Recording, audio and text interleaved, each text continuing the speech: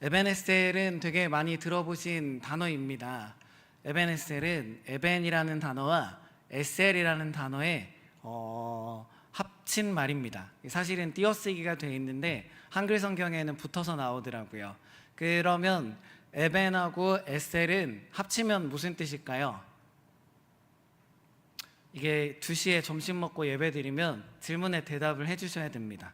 그렇지 않으면 아주 잠깐 사이에 짧지만 하나님을 만나고 오실 수도 있습니다. 에벤에셀은 무슨 뜻이죠? 기억을 한번 더듬으시면 제가 알려드릴게요. 죄송합니다. 엄청 쉬울 줄 알았는데 도움의 돌이라는 뜻입니다. 해보실까요? 도움의 돌. 이렇게 해석하면은 판타지 소설에 나오는 어떤 스톤, 블루스톤, 레드스톤 이런 돌멩이 같은 느낌이 들죠. 그 앞에 있는 단어 에벤이 돌멩이란 뜻이고요, 뒤에 에제르라고 하는 게 도움이란 뜻입니다. 그거에 대한 속뜻은 여기까지 인도하신 우리 하나님이다 라고 하는 뜻이 있어요. 이 돌에다가 사무엘이 의미를 부여한 겁니다. 어떤 사건이 있었고 미스바라는 곳에 이스라엘 전체가 모였고, 이제 이 모인 곳에서 하나님과 이스라엘의 관계가 화목하게 되고 나서 돌 하나를 세웠는데 그 돌에 의미를 부여한 게 에벤에셀, 여기까지 도우시는 하나님이다 라는 의미를 부여했습니다. 이번 명절에 우리 사랑하는 성도님들의 모든 가정 가운데 이런 도움의 돌 에벤에셀이 세워지시기를 주님의 이름으로 축원합니다. 한번 따라해 보실까요? 예수의 이름으로 끊어질지어다. 뭔지 모르지만 지금까지 우리를 따라왔던 모든 것들은 이날 이후로 끊어지시기를 원합니다. 이렇게 딱 끊어지고 도움의 돌을 딱 세워놓으면 우리가 우리의 역사를 해석할 때, 우리가 살아온 우리 개인의 역사와 가정의 역사와 우리의 역사를 해석할 때 새로운 사관이 생기게 됩니다. 그 사관은 무엇이냐 하면 하나님이 여기까지 인도하셨다. 그럼 이러한 역사관으로 볼 때에 우리에게 어떤 믿음이 생겨나게 됩니까? 앞으로도 하나님이 도와주실 거다. 다시 한번 해보실까요? 앞으로도 하나님이 여기 꼭 떼셔야 됩니다. 도와주실 거다. 아멘이십니까? 우리가 이 하나님을 믿는 겁니다. 때와 장소는 관계가 없습니다. 인생을 살아보니까 어느 때, 어느 시, 어느 장소를 정하는 건 의미가 있지 않아요. 그냥 말씀이 도전되어질 때에, 어느 예배에 하나님께서 나를 도전하실 때에 그 시간 이후로 여기까지 인도한 내 하나님이 내 남아있는 앞날도 하나님이 인도할 거다 선언하고 결단하고 믿고 나아갈 때에 즉시로 우리 하나님의 능력이 시작되어지는 줄로 믿습니다. 오늘 본문의 배경은 이스라엘 백성이 모세의 인도를 따라 이집트에서 나오고 나서 대략 한 200년 정도 지난 다음의 일이에요. 이집트에서 종살이를 하다가 광야를 지나 가나안에 들어왔습니다. 가나안에 들어와서 이 200년이 흐르는 동안에는 사사시대라는 시대가 지나갑니다. 그리고 마지막 사사라고 불려지는 사무엘 선지자가 활동하고 있었던 때의 이야기입니다. 이 당시에는 하나님께서 이스라엘 백성에게 이렇게 계시하셨어요. 모세오경을 가지고 주신 말씀을 잘 지키면 하나님이 복을 주시고 평안하게 하시고 주변에 있는 나라들로부터 지켜주셨습니다. 그런데 하나님의 말씀을 잘 듣지 않고 우상 숭배를 하고 멀리 떠나고 하나님을 거역하면 주변에 있는 민족들을 들어서 깨닫게 하셨습니다. 이때에도 이스라엘 백성이 하나님과 마음이 좀 좋지 않았어요. 우상 숭배하고 바알과 아세라를 섬기고 하나님을 좀 멀리 떠나 있을 때입니다. 그때에 블레셋이라고 하는 민족을 들어서 이스라엘 백성을 교육시키고 훈육시키셨어요. 그런데 너무 자주 쳐들어오니까 이제 이스라엘 백성들이 힘이 너무 없어진 겁니다. 힘이 없어졌어요. 심지어는 어떤 일이 있었냐 하면 사무엘 선지자가 다스리기 전에 엘리 대제사장이 다스리고 있을 때의 일이었습니다. 블레셋 군인들이 쳐들어와서 이스라엘 백성들을 막 못살게 구니까 엘리 제사장의 두 아들들이 실로에 있는 법궤를 가지고 전쟁에 나아가는 일도 있었습니다. 실로에 있는 법궤를 가지고 나아가는 것은 과거의 어느 때에 하나님의 도우심이 기억이 난 거예요. 우리가 옛날에 배울 때에는 광야를 걸을 때에도 이 법궤를 따라가면 많은 기적들이 일어났구나, 이게 기억이 난 겁니다. 그래서 그 법궤를 부랴부랴 찾아서 메고 나아갔어요. 나아갔을 때에 맨 처음에 첫 장면은 블레셋이 긴장하고 두려워하고 저것을 어떻게 할까라고 하는 아주 짧은 기록이 있습니다. 그 뒤에는 전쟁에서 법궤를 블레셋이 빼앗아 가는 걸로 끝나게 됩니다. 우리의 강함은 관계에 있는 줄로 믿습니다. 우리의 강함은 하나님과의 화목에 있는 줄로 믿습니다. 우리가 과거의 어느 날 생각해 보았을 때에 특세를 했더니 응답을 받았더라, 아닙니다. 우리가 과거의 어느 날을 생각해 보았더니 내가 작정헌금을 했더니 복을 받았더라, 아닙니다. 그때에 하나님과 관계가 화목했음을 기억해야 되는 지혜가 있어야 될 줄로 믿습니다. 이제 법궤를 빼앗겼다가 하나님이 법궤를 다시 이스라엘 백성 가운데 보내주세요. 이 법궤라고 하는 건 하나님의 이름을 상징하는 거예요. 그 안에는 돌판과 만나와 그리고 아론의 쌍난지팡이가 있어서 삼위일체 하나님을 상징하는 게 바로 법궤입니다. 가장 거룩한 물건이죠. 법궤를 빼앗겼다. 그 다음에 법궤가 빼앗긴 다음에 다곤 신전에 바쳐졌다. 다곤 신전에서 법궤가 있다. 이렇게 해도 하나님의 거룩하심과 하나님의 전능하심은 훼손되어지지 않습니다. 그러니까 우리에게서 하나님의 영광이 떠난 것 같다 그래도, 우리의 삶이 조금 짜치는 것 같고 우리의 삶이 조금 작아진 것 같다 할지라도 하나님은 하나님 자체로 자기의 영광을 취하고 계시며 우리가 하나님과 관계를 회복할 때에 그 영광 그대로 우리 가운데 다시 한번 임재하여 주신다. 하나님의 선하심과 하나님의 신실하심과 하나님의 위대하심과 전능하심에 우리의 소망이 있는 줄로 믿습니다. 그래서 하나님은 사람의 도움 없이 스스로 이스라엘에 돌아오십니다. 이렇게 하기도 잠시, 사람들이 블레셋에게서 괴롭힘을 당하고 계속적으로 못살게 구니까 이제 사무엘 선지자에게 다가옵니다. 선지자님, 자꾸만 블레셋이 우리를 쳐들어오고 힘들게 합니다. 어떻게 하면 좋겠습니까? 그랬더니 사무엘 선지자가 미스바라는 곳으로 모두를 다 모읍니다. 미스바라는 곳으로 백성들을 다 모아서 제일 처음 한 일이 뭐냐 하면 이렇게 선언합니다. 제가 읽어드릴게요. 전심으로 하나님께 돌아오려거든. 첫 마디가 그거예요. 블레셋에게서 구원해달라고 살려달라고 갔는데 전쟁을 할 때 어떻게 하면 되는지 병법을 알려주는 게 아니라 전심으로 하나님께 돌아오려거든 이방신들과 아스다롯을 여러분들 중에 제거하십시오 라고 이야기를 합니다. 우리가 하나님과 관계가 회복되어지려면 먼저는 우상을 멀리해야 되는 줄로 믿습니다. 우리 삶 가운데 어떤 우상들이 있으신가요? 우상이 뭔지는 다 아시죠? 우상은 또 질문을 할 때가 됐습니다. 분명히 예배를 품에 잘 드릴 수 있는데 점심 먹고 2시가 되면 졸립니다. 우상은 뭘까요? 맞죠? 하나님보다 더 사랑하는 게 우상입니다. 그럼 누군가에게는 돈이 우상이 될 수 있을까요? 없을까요? 그러면 돈이 우상이 된 사람은 주일 성소 다 하고 그다음에 11조 다 하고 교회에서 드리는 모든 공예배를 다 드린다 해도 이미 그 마음의 우선순위가 돈이기 때문에 하나님과 화목하겠습니까? 안 하겠습니까? 안 합니다. 또 어떤 게 우상이 될 수 있겠습니까? 자식도 우상이 될 수 있죠. 저는 자식이 우상이 아닌 것 같습니다. 그렇게 엄청 사랑스럽지만 엄청 또 사랑스럽진 않습니다. 다른 게 우상이겠죠. 돌아보셔야 돼요. 마음을 한번 들여다보고 내가 하나님보다 더 사랑하는 게 뭔가 한번 제가 생각을 해봤습니다. 요즘에 저희 가정에 화두로 떠오르는 문제이기도 해요. 특별히 저에 대해서. 저는 SNS를 굉장히 좋아합니다.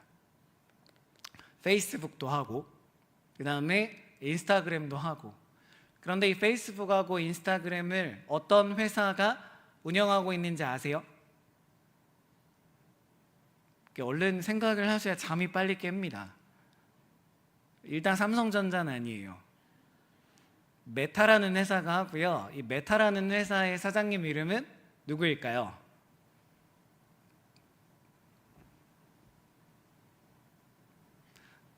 설교 빨리 끝내겠습니다. 메타라는 회사는 마크 저커버그라는 사람이 운영을 해요. 이 사람이 하버드 대학교를 나왔어요. 하버드 대학교에서 페이스북을 만들고 페이스북을 키운 다음에 인스타그램을 인수합병한 그런 이제 CEO입니다. 그런데 그 회사가 사람을 얼마나 잘 아는지 한 개의 더 플랫폼을 또 만들었습니다. 인스타그램에서 파생된 플랫폼 하나가 있는데 혹시 우리 하시는 성도님들 계신가요? 스레드라는 플랫폼이 있습니다. 이게 소재를 잘못 잡아온 것 같습니다. 저만 너무 이렇게 휴대폰을 많이 하는 나쁜 놈인 것 같아요. 유튜브 다 보시지 않습니까? 했는데 이게 너무 재밌으니까 시간이 점점 늘어가는 겁니다. 우리 김인태 목사님이 지난번에 설교한 수요 예배 때 그 하이델베르그 요리문답 1번에 나오는 인생의 유일한 위로는 하나님 한 분이면 되는데 자꾸만 SNS에서 오는 것들이 마음의 위안이 되기 시작합니다. 이런 거 아니겠습니까? 쇼츠를 볼 때 망각하면 하루가 힘들었으니 나에게 선물하겠다. 널브러져 있는 시간들이 혹시 여러분 가운데 하나님보다 더 큰 위로가 되신다면 그것 또한 우상이지 않겠습니까? 관계에도 있고 이러한 자그마한 기기 안에도 있고 명예욕에도 있고 재물욕에도 있고 어디에도 하나님을 보다 더 사랑할 만한 것들이 도처에 깔려 있습니다. 이번 추석을 기점으로 우상 숭배를 멀리 하시기를 주님의 이름으로 축원합니다. 회사도 안 가고 좀 자기의 시간을 가질 수 있지 않습니까? 냉철하게 보시고 나의 아스타롯과 나의 바알과 나의 아세라를 끊어내셔서 하나님과 화목하게 되셔야 될 줄로 믿습니다. 두 번째는 마음을 하나님께로 향하는 겁니다. 우상을 끊어냈으면 SNS를 줄이고 돈에 대한 마음을 쏟아내고 명예욕을 내려놓고 내가 하나님께 가겠습니다 결단했다면 두 번째는 우리의 마음을 하나님께로 향해야 되는 줄로 믿습니다. 이 향하다라고 하는 것도 제가 설명을 하려고 성경에서 에피소드들을 좀 준비해 갖고 왔습니다. 혹시 나아만 장군이라는 장군님을 아세요? 이렇게 물어볼 때 대답을 해주셔야 잠에서 깹니다. 나아만 장군님은 문둥병이 났었던 아람 나라의 장군이에요. 요 시대에 활동했던 선지자의 이름은 무엇이겠습니까? 1번 모세, 2번 사무엘, 3번 엘리야, 4번 엘리사. 몇 번일까요? 4번입니다. 엘리사 시대에 있었던 일입니다. 이 엘리사 시대에는 북이스라엘 왕국이 여호람이라고 하는 왕이 통치할 때인데 이 여호람 왕에 관한 이야기를 하려고 해요. 이 여호람 왕의 아버지는 아합 왕이라고 정말 세상 못된 왕입니다. 아합 왕이 얼마나 못됐냐면 나봇이라고 하는 사람의 포도원을 뺏어 갖고 와요. 그거를 그 아내하고 합작을 해서 뺏어 갖고 옵니다. 그런데 이걸 합법적으로 뺏어올 수 없으니까 이세벨이라고 하는 그 아내가 지혜를 주게 돼요. 그게 뭐냐면 아유 남편 왜 이렇게 힘들어해. 니네 법에 보면 이런 거 빼앗아 오기 좋은 법이 하나 있잖아. 여호와 이름을 망령되이 일컫는 사람은 증인 2명만 있으면 즉시 투석형에 처해서 즉결 처분이 가능하다면서. 그래서 2명의 증인을 거짓 증인을 세웁니다. 그리고 나봇이라고 하는 사람이 하나님의 이름을 망령되이 일컬었다고 증인을 세우고 그 자리에서 죽이고 그 포도밭을 빼앗아 옵니다. 이 아합 왕이 그렇게 악한 왕이었어요. 그럼 이렇게 악한 왕 밑에서 자라는 여호람은 하나님을 경외하는 법을 배웠겠습니까? 못 배웠겠습니까? 못 배웠죠. 그래서 여호람이 왕이 되었을 때에 이제 한 가지 사건이 일어나게 됩니다. 그것은 뭐냐 하면 아버지 아합 왕 때는 조공을 드렸던 옆에 있는 모압이라는 나라가 여호람이 왕이 되니까 조공을 안 드리겠다고 하는 거예요. 안 드릴 거야 얘기를 하는 겁니다. 여호람이 자존심이 상하니까 혼자 내려가기가 뭐해서 옆 나라에 있는 여호사밧 왕에게 연락을 합니다. DM을 보냈겠죠. 야, 같이 가자. 그랬더니 여호사밧이 우린 형제의 나라니까 같이 가겠다 이야기를 합니다. 이 여호사밧의 아버지 이야기도 안 할 수가 없어요. 이 여호사밧의 아버지는 아사라는 왕인데, 이 아사라고 하는 왕은 이스라엘 왕들의 연대기표 가운데 몇 명 안 되는 선왕이에요. 정말 없어요. 10손가락에 듭니다.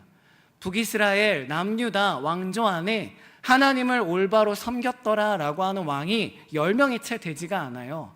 그 중에 여호사밧 왕의 아버지 아사가 들어가 있습니다. 이 둘은 어떤 환경에서 컸겠습니까?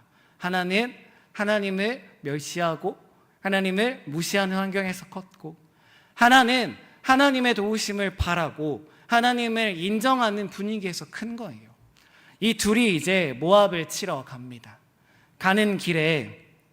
모압을 치러 가서 가는 길에 에돔 왕을 불러서 세 왕이 함께 모압을 치러 가게 돼요. 그런데 사막을 가다가 7일째 걸어가니까 물이 없었어요. 가축들이 먹을 만한 물이 다 떨어진 겁니다. 한번 여쭤보겠습니다. 이 여호람 왕과 여호사밧 왕과 에돔 왕 3명이 모압을 치러 가는 길에 물이 없는 사건은, 이거는 그냥 있을 수 있는 일일까요? 있을 수 없는 일일까요? 상식적으로 생각해도 사막에서 물이 떨어지는 거는 되게 당연한 일입니다. 이때의 성경이 뭐라고 하냐면 여호람은 이렇게 얘기합니다. 하나님이, 여호와가 우리 세 왕을 데려다가 사막에서 죽이려고 하는구나. 여호사밧 왕은 이렇게 얘기합니다. 아니라 우리가 근처에 하나님의 사람이 있다면 가서 물어보자. 여기까지 인도한 하나님을 경험하는 삶의 태도는, 우리가 마음을 하나님께로 향한다라고 하는 것은 인생에 찾아온 평범한 고난이든, 오늘 사무엘이 얘기하는 것처럼 죄 가운데 비롯된 고난이든, 아니면 하나님이 우리에게 주신 아주 평범한 일상이든지 간에 하나님께 물어보자, 하나님께 돌아가자, 하나님께 답이 있다라고 생각하며 살아가는 게 마음을 하나님께로 향하는 건 줄로 믿습니다. 그래야 하나님이 도우신 거를 기억할 수 있습니다.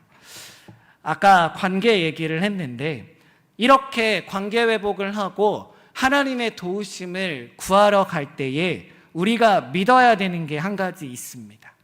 그것은 뭐냐 하면 십자가에서 우리의 모든 죄가 사하여졌다는 사실을 믿어야 됩니다. 그거는 지금 명절 직전에 아주 졸린 오후 시간에 2시 53분, 지금도 그렇습니다. 지금 이 순간에도 우리 하나님이 예수님 때문에 나의 죄를 기억지 아니한다를 믿어야 되는 겁니다. 하나님이 나를 지금까지 도와주신 것처럼 앞으로도 도와주실 거다. 넉넉하신 하나님, 풍성하신 하나님의 은혜의 날개 가운데 들어가기 위해서는 십자가가 나의 죄를 이겼다. 나의 고난들이 나의 잘못으로 시작됐다 할지라도 모든 저주가 십자가에서 끊어졌다. 내가 연약하고 부족하여 흔들릴 때가 있지만은 십자가가 나를 붙들고 계심으로 이제 에베네셀, 도를 정하고 나의 남은 모든 삶 가운데는 하나님이 나를 도와주실 거다. 이 믿음 가운데 하나님이 축복하여 주시는 줄로 믿습니다. 우리 한번 따라해 보실까요? 여기까지 우리를 도우셨다. 앞으로도 하나님이 도우실 줄로 믿습니다. 우리가 지나온 인생들을 돌아보면 하나님의 인도하심과 보호하심이 있었음을 알 수가 있습니다. 비록 어려울 수도 있고 현재 곤경에 처해 있을 수도 있습니다. 그렇지만 다시 돌아간 하나님의 신실하심이 있음을 기억하시기를 바랍니다. 하나님의 신실하심에 집중할 때에, 우리 인생 가운데 하나님의 도우심에 집중할 때에 하나님의 은혜와 평강이 남은 우리의 삶을 도와주실 줄로 믿습니다.